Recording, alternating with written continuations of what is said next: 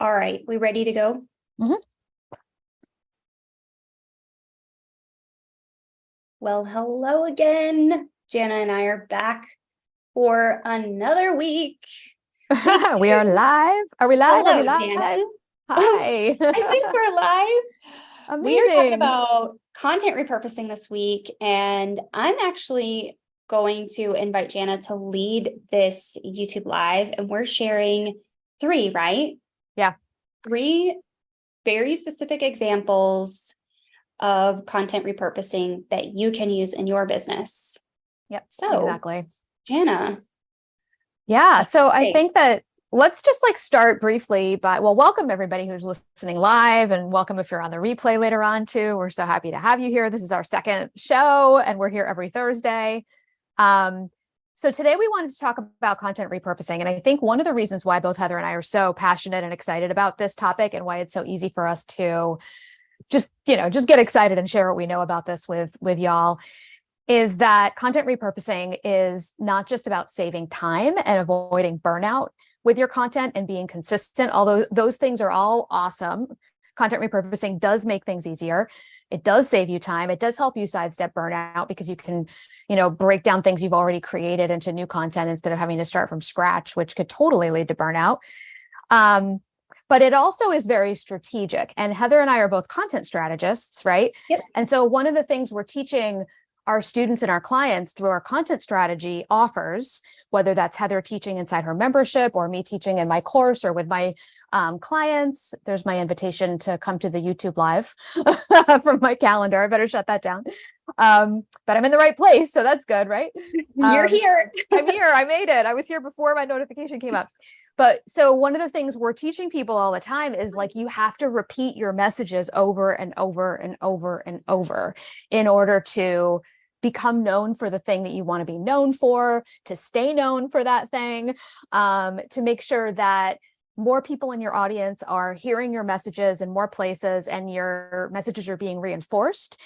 And also think about it this way. We've all been in a situation where someone someone says something to us, right? And we're like, oh my gosh, I know you've said that before, but for some reason, the way you just said it, or the place where my mind is at right now, for some reason, when you said it the 11th time to me, it clicked into place, right? And that's what happens in our content as well, is that people, depending on what's going on in their lives and their businesses and where they are in their learning curve and everything, when they see your messages, they might not click the first few times, but then that 5th time or that 8th time or that 19th time, they're like, oh my God, that's what she means. You know what I mean? And it's not because you're not being clear. It's just because the context for them is different. Their frame of reference is different as they go through their journey, and they're at different points in their journey. So for all these reasons, content repurposing isn't just about saving time. It's also about strategically repeating the messages that people need in order to be moving along and closer to buying from you, essentially. And that's the kind of the content strategy lesson to be had here. Whereas the saving time and repurposing for those messages, that's more about the systems that you can set up in your business to be consistent. And we value those, but we want to make sure you're realizing, if you're listening, that it's not just about saving time. It's also about that strategy that comes into what we say, when we say it, in what places in our content, right? So repurposing helps us repeat those messages over and over and over. And honestly, that's what it takes to make sales. People don't realize that, but you have to show up and repeat your messages so many times. You're going to get so sick of them, but if you are, that's you're doing it right, basically. So do you feel like you ever get sick of repeating the same things over and over, Heather? And do you catch yourself and go, wait a minute, that's what I got to do in order to help people get it?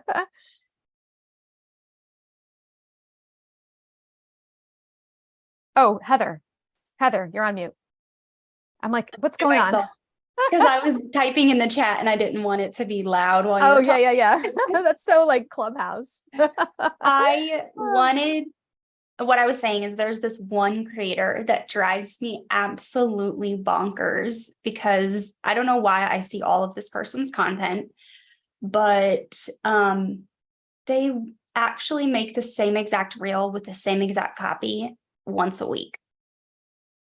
It is so annoying. I've actually had to mute this person because it's physically getting on my nerves. Well, I mean, I think there's But it must probably be working. right. But It then must there's be a point working. where there's too much repetition, maybe. But yes, it must be 'Cause working if they keep doing it. their following is consistently growing on the platform that this is taking place on. So Yeah. it honestly, it must be working. And it's not just this one piece of content. It's like 30 pieces of content that they shuffle through. Yeah. And then they occasionally switch it up when they're in launch mode and they're launching something new. But Yeah. that Well, like we don't want to do it so much to the point, and I totally derailed us. I'm so sorry that you want to like No, annoy it's okay. your followers. But honestly, we are so busy in our lives and we consume so many pieces of material every single day that there's no way we're going to be able to remember and store it all. So when we see something, like if I see an email from you on high leverage content, and I'm thinking to myself, I really want to take that course, but I don't have time right now. And then you send me an email and it's like the fourth one I've opened this week. And you're like, open this if you don't have time. And I'm like, I clearly don't have time. Now it's the fourth message I'm reading from you this week, and you're telling me what I need to hear. Yeah. This actually just happened to me with an email marketing membership I enrolled in, and I've been consuming their content for like 2.5 weeks. And guess what? Their methodology works. Yeah. No, definitely. I mean, repetition works for that reason. That is one of the reasons it works. And just to let y'all know, guys, if you're live or on the replay, we have 3 very specific tactics and workflows that we're going to share with you that you'll be able to like swipe from us during this video or right after this video and use literally today if you want, to make your content repurposing so much easier. And I have a killer ChatGPT prompt that's going to make your content that you've already created go so much further. So we're going to cover that in a minute. But I think this conversation is so interesting. So I want to spend another minute on it, Heather, and ask you a question. Yeah. That creator that is creating that same reel every week with the same copy on it, is that creator teaching something that you want to learn? Or No. are you following that creator because you're fascinated by what they're doing? Neither. They're in the same space Okay. we are. Okay. So It's a colleague. Mhm. Yeah. And so one thing I think we need to remember is that just because it's annoying you, because Yeah. I think the reason it's annoying you is because you're not there for the message. Like you've already learned the thing that they need, that they're trying to teach and they're trying to convey. But the reason why it's probably working for them, like you said, to grow followers, probably convert people, because if it wasn't working, they probably wouldn't keep doing it. No. The reason it's working is because most people who are there, who are going to actually buy their thing eventually, because you're probably not going to buy that person's thing. But for most people who are eventually going to buy that person's thing, that repetition is good for them. And it's not annoying them because every time they see it, they are reminded that they want to learn that thing, that they do want to do that, take that next step, that this thing is important. And that at some point they've sort of bookmarked it as, I'm going to pursue that at some point. And we need to be careful not to get in our heads and think, well, I'm not going to repeat this because I don't want to annoy the people that are never going to buy from me. Yeah. Instead, we want to remember, I am going to repeat this because the people who are going to buy from me are hanging on my every word, even when I repeat myself. That's what we want to be thinking, right? You mentioned a moment ago that sometimes people need to hear it from you multiple times, but also sometimes people need to hear it from you in multiple ways. So a slightly different hook or a slightly different story, a slightly different call to action could be what pushes somebody over the edge. So it can be the same messaging, just with slightly different lipstick on it.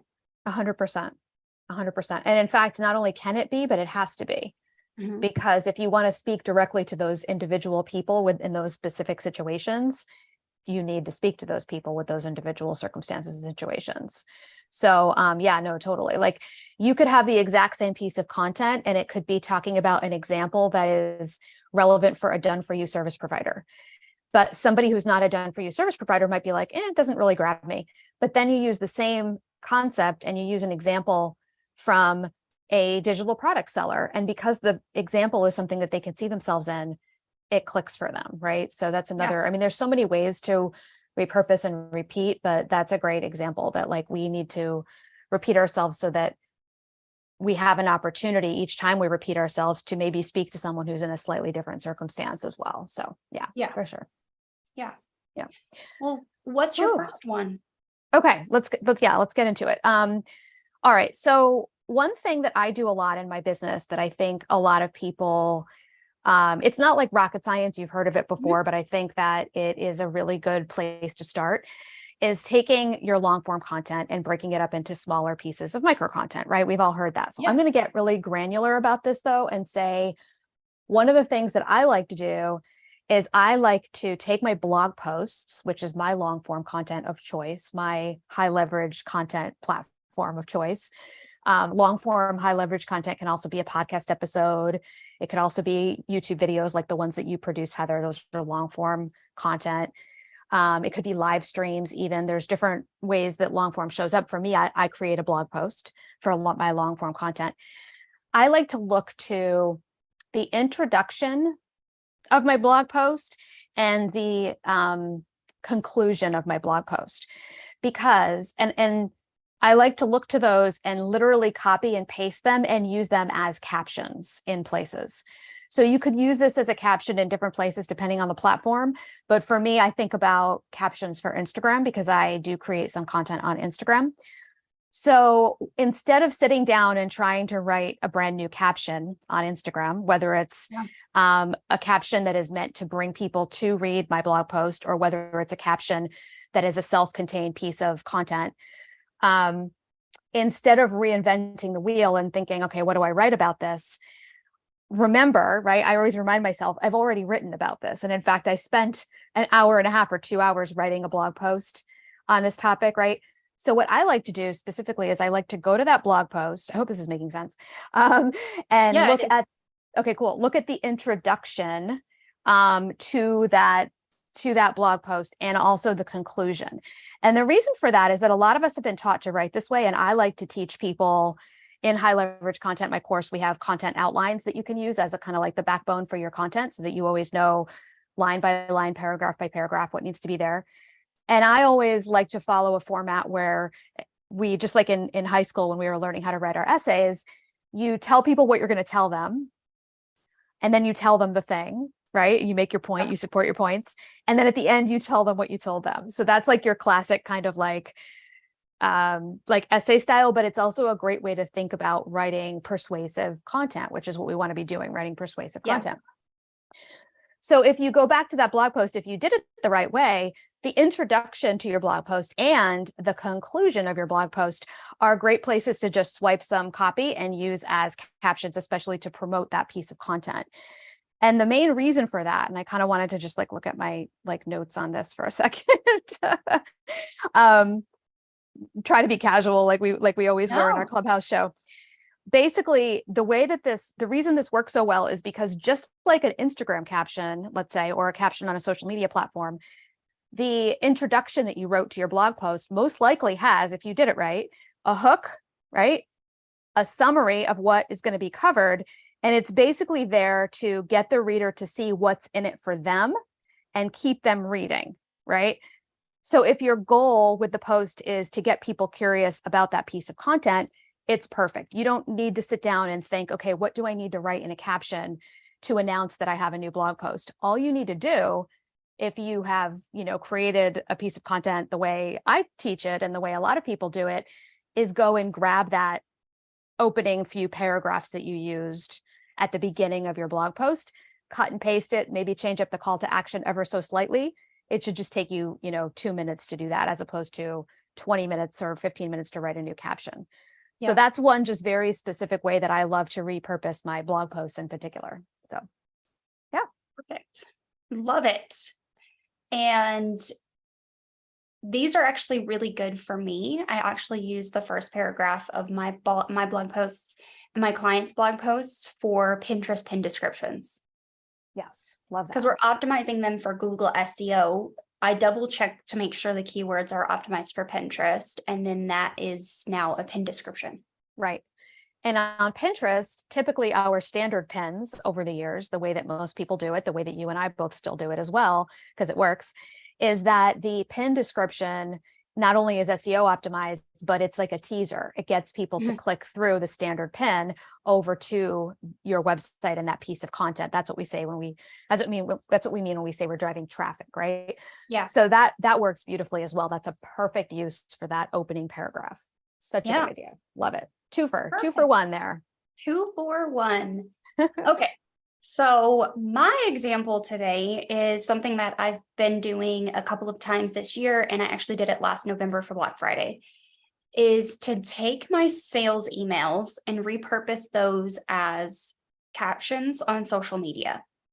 So I create like an infographic type mock-up thing with like a computer and like all the things, your standard, the doors are open kind of post, but also on reels and posts leading up to launch. So pre and open cart. And I use those as captions here on YouTube in the community tab. I've used them on TikTok and Instagram in both places. I haven't done that on Threads yet because this launch, like Threads doesn't have availability to schedule posts that I know of just yet. So I need everything pre-scheduled at this moment in my life. So that's what I'm doing. I'm using literally my sales copy, and it's not even all of it, but some of my sales emails are smaller, and my workshop invite emails. So the invite emails that are saying, this is what you're going to learn. Here's the place. Here's the time. Here's where to find the sign up link. And then using that as well. Perfect. That's so good. Almost cut and paste. A lot of people think that they have to create like different content for social than they do for their emails. Yeah. And you don't, during a launch, there's so much to do. And you've worked so hard to make sure that the emails are really persuasive and are answering people's questions. So why not use them in different places? Yeah. I love that. Yeah.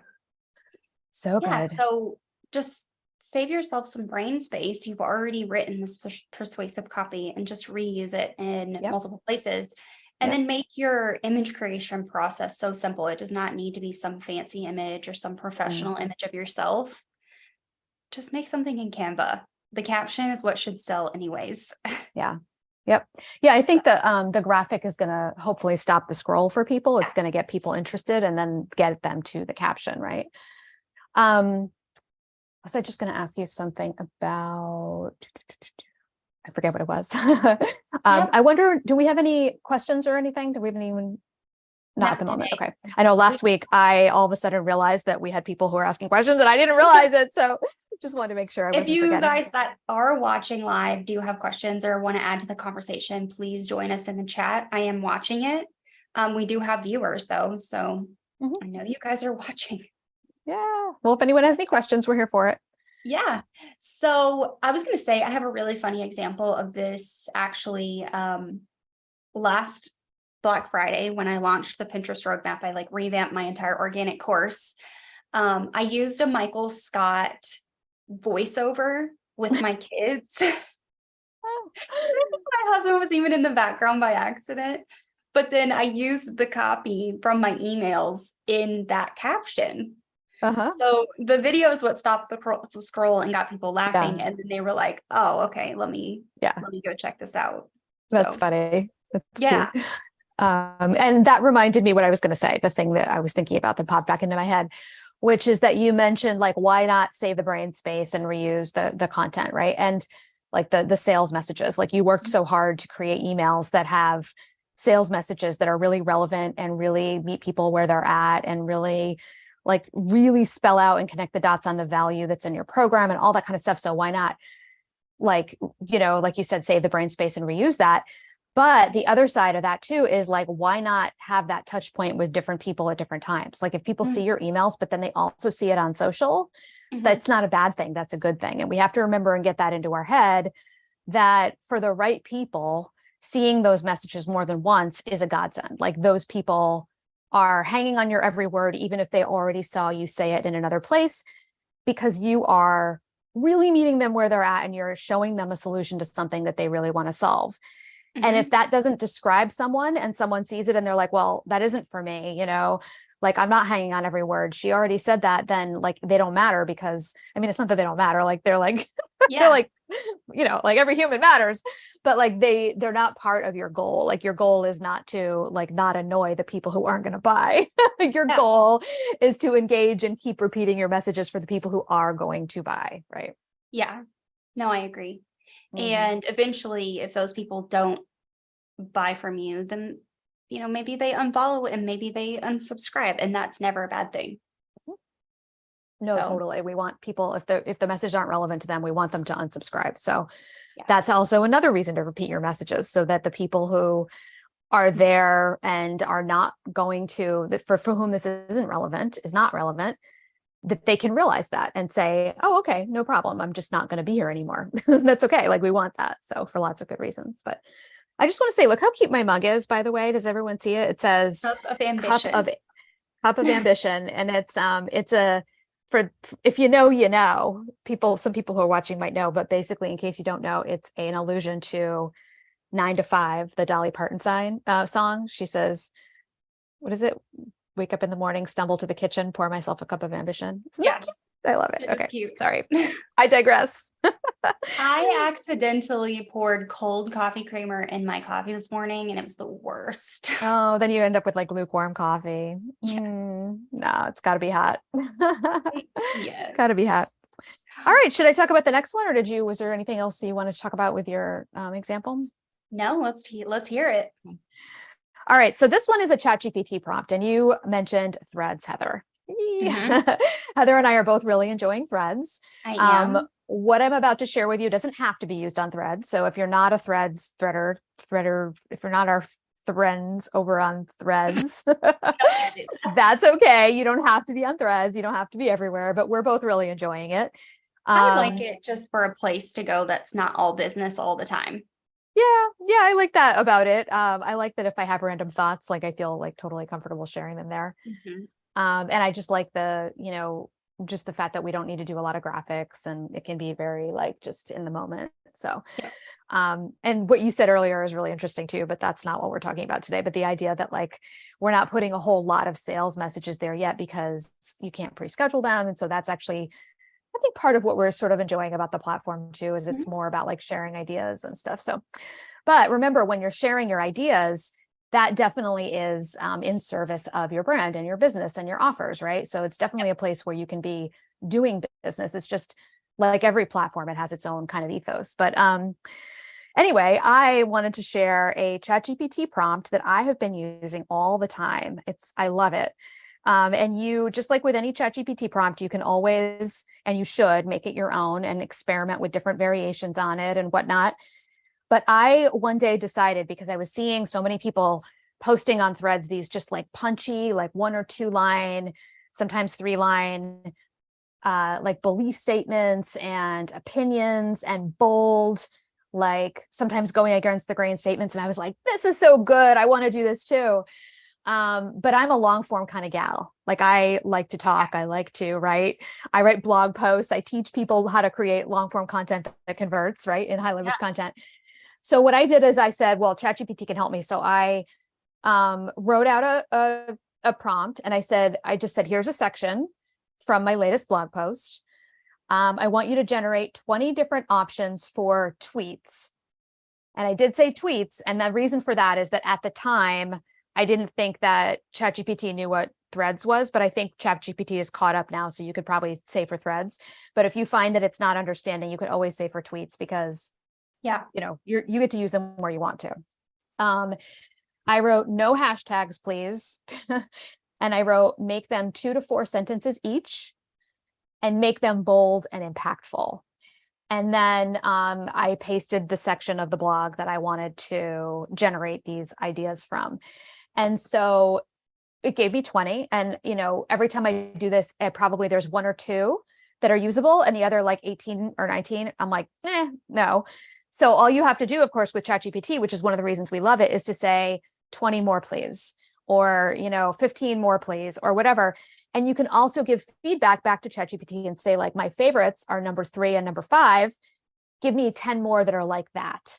Or I really want to focus more on the aspect of how content repurposing is what it requires to actually make sales. And if you're not willing to repeat your messages, you probably won't make sales. And even just writing that out gives you that kind of clarity. But then ChatGPT gives me back 20 more that are more focused on that particular aspect of what I had, written out. And so it's such a great way for me to get those like punchy statements, 1 sentence, 2 sentences, 3 sentences. And I've also been using them and going back and reusing them in other places too, like in my emails, and even going back to the blog and putting them in the blog can really work too. It can be like this sort of cyclical thing that ChatGPT can help us with, especially if you're someone like me who has a lot to say and you would like to switch it up and do long form, but also create some content that's a little more succinct and punchy and quick.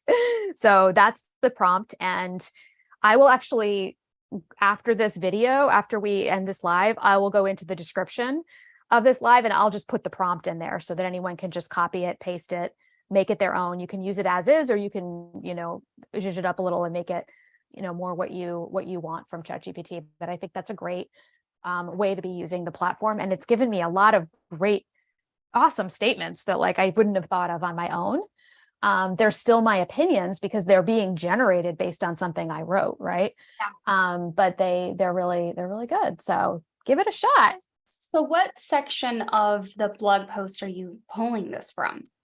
That's a great question. So sometimes I'll put the whole blog post right in there. And then other times I'll look for the sections that are expressing more like opinions, basically. Okay. So if you have a section of the blog that in particular is expressing an opinion or like going a little deeper into and supporting maybe a less popular or a less obvious like thesis, if you will, that you have, or a less popular opinion, that's going to be like the perfect section. But honestly, you could really experiment with any section of a blog, or even an email as well. You could definitely do that because you're asking ChatGPT to take this information that is from your brain and turn it into punchy belief-based statements, essentially. Yeah. So even if you don't start with belief-based statements, ChatGPT can suggest belief-based statements that are consistent with the thought leadership that you wrote and put into, the ChatGPT thread. So, yeah. Cool. I imagine you could probably do that with any body of text. So if you wanted to make your 2,000 word Instagram, 2,000 character Instagram captions more succinct, punchy, something like that. Right.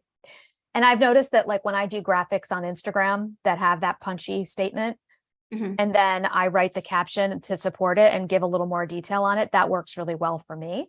Different things work differently for different people, but it's like that bold, quick, easy to read 2-sentence, zinger catches the attention and stops the scroll.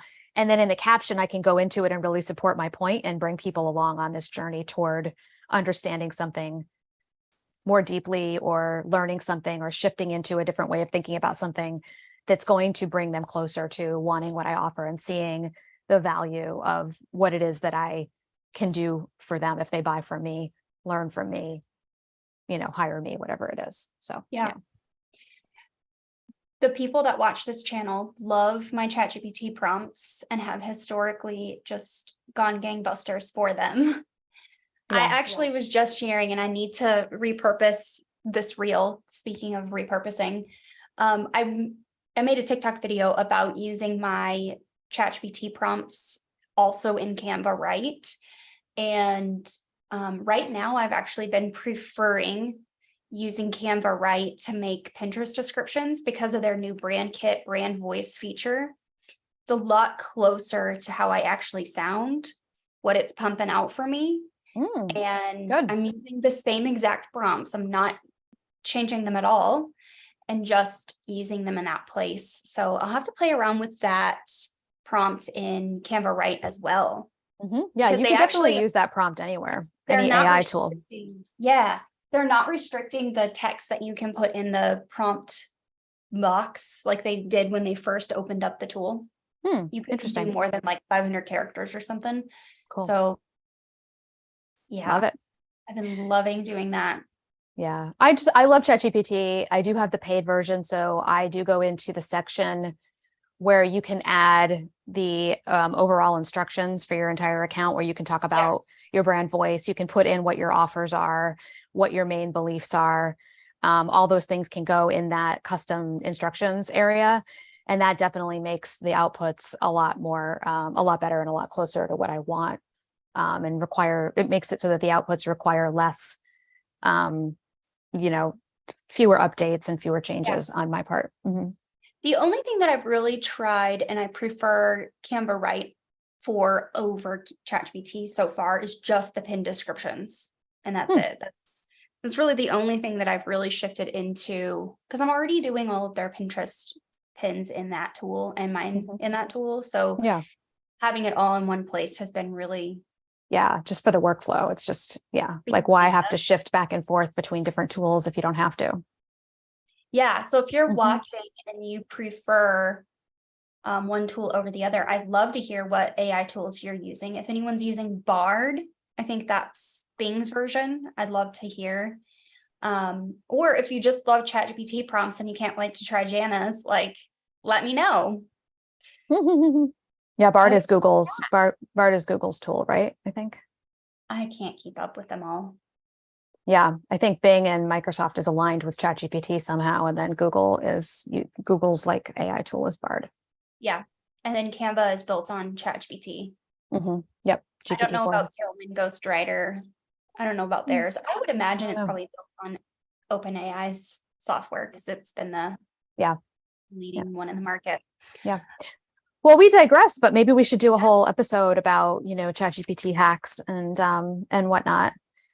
But so those 3 specific workflows that we shared, hopefully some of them either are ones that you can swipe and use as is in your business, or ones that inspire you to think about different ways that you can really like systemize and approach content repurposing so that you'll repeat more of your messages, not only to save more time and to sidestep the burnout that some of us can feel sometimes as content creators, but also maybe more importantly, so that you have lots and lots of different ways to repeat your messages over and over again so that you become known, stay known, and, connect with people at the right time for them when they're ready to hear your message and need to hear it and, are in a position that they're ready to act on it.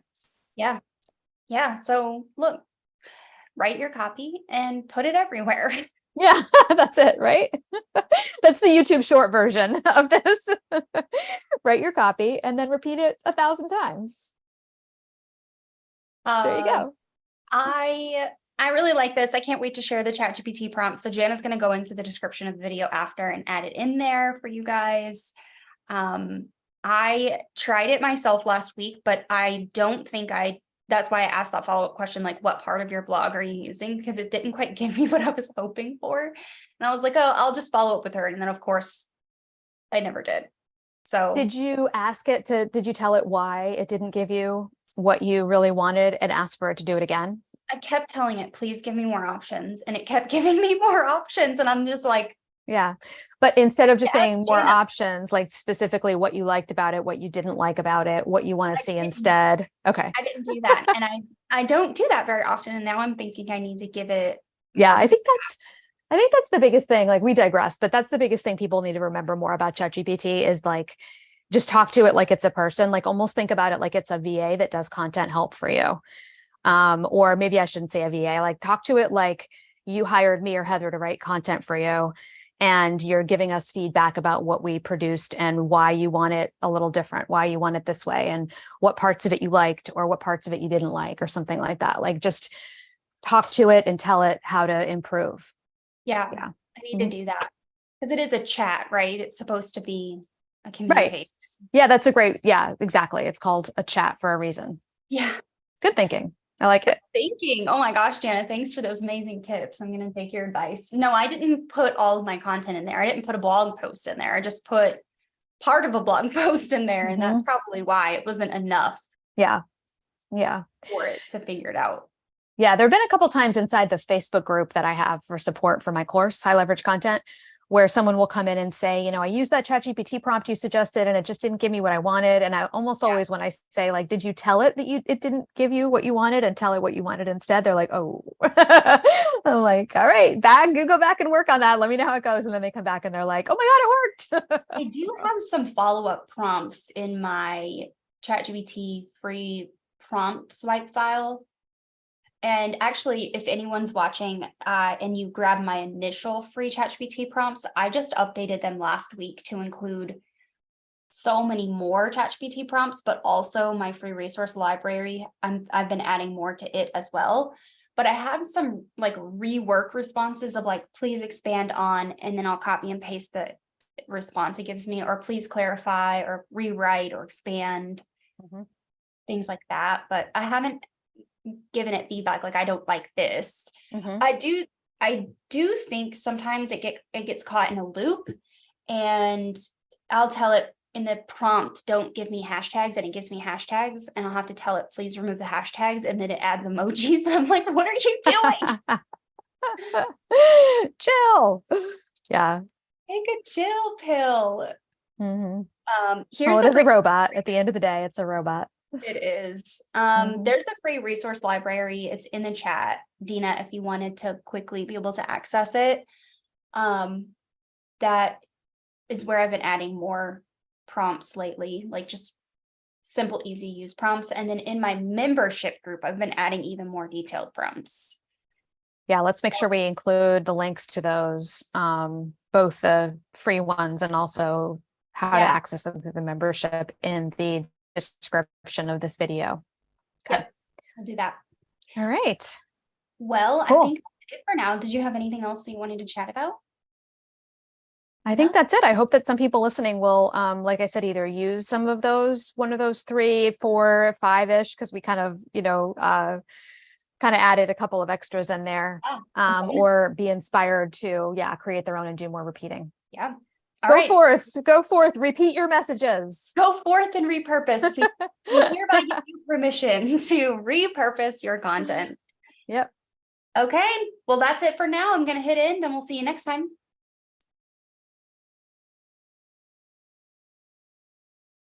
Okay.